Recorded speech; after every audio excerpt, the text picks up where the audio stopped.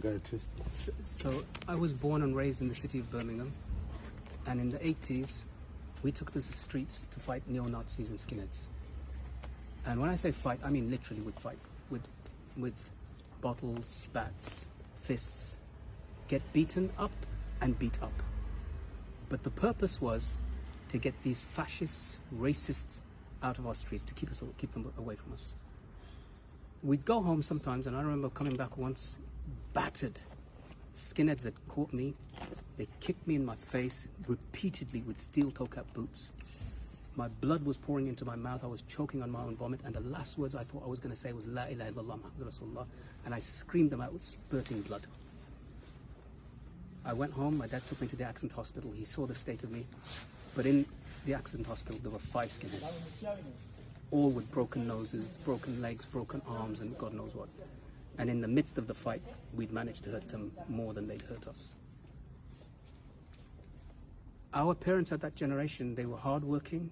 They believed that you get what you give, and they didn't believe in fighting back.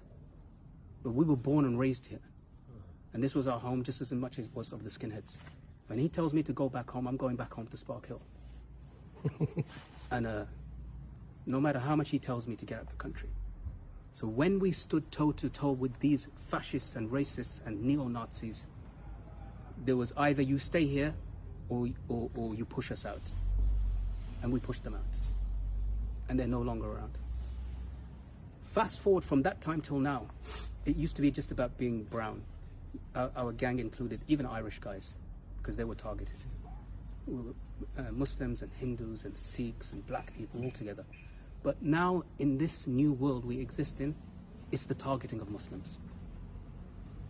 The communist Chinese, the capitalist American, the Hindutva Indians, the French. It doesn't matter. If you're Muslim, they're going to target you. What level you're practicing at, they don't really care.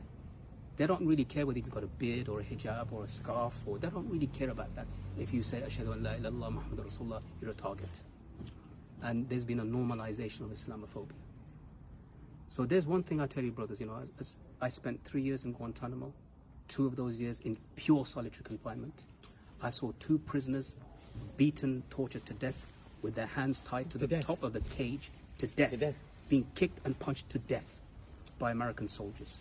And that guy said on his lips, the last word he said, Allah, Allah, Allah. And they kicked him because he said Allah. They found it funny.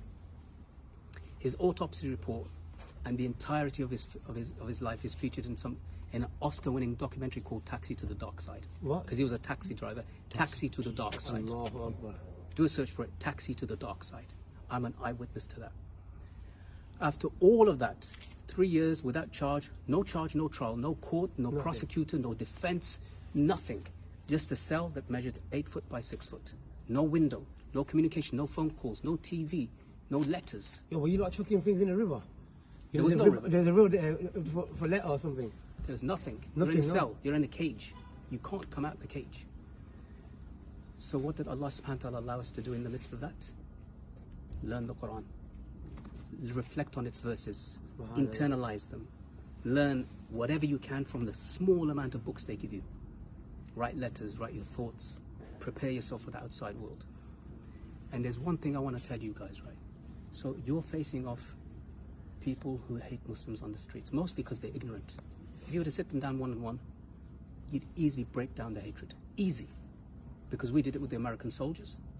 And I can tell you, some of those American soldiers, I swear by Allah, in those cages said, Ashhadu an la ilaha illallah Muhammadur Rasulullah, and some of them have visited me in my home here.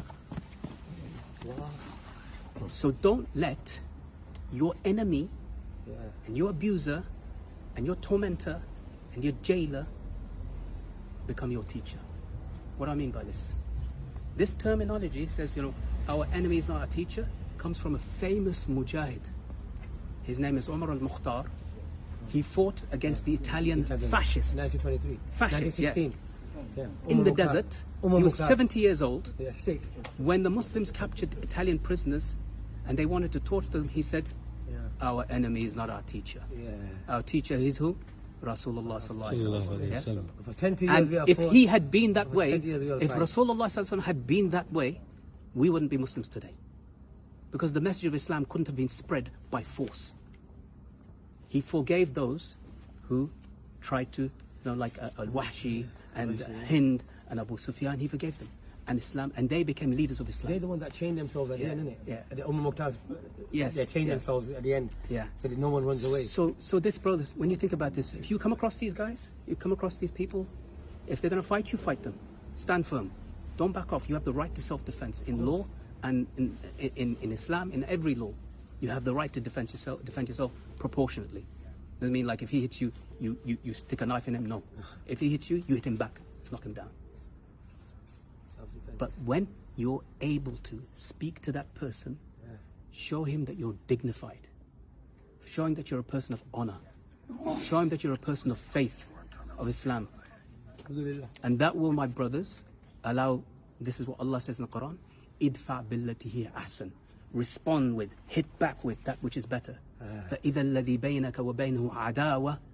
So that between him and you, who there is animosity, Animosity. كَأَنَّهُ وَلِيٌّ حَمِيمٌ. And he becomes like a close friend to you. And that's why I bring you back to, there's Guantanamo soldiers who in the beginning abused us, they stripped us naked, they beat us, they kicked us, they spat upon us, they cursed Islam. They cursed Islam. They tore the Quran and threw it into the toilet. Said, Ashhadu an la ilaha illallah wa Muhammadur Rasulullah. Imagine that. So that, my brothers, inshallah, is my message to you. That's all attack them, we see.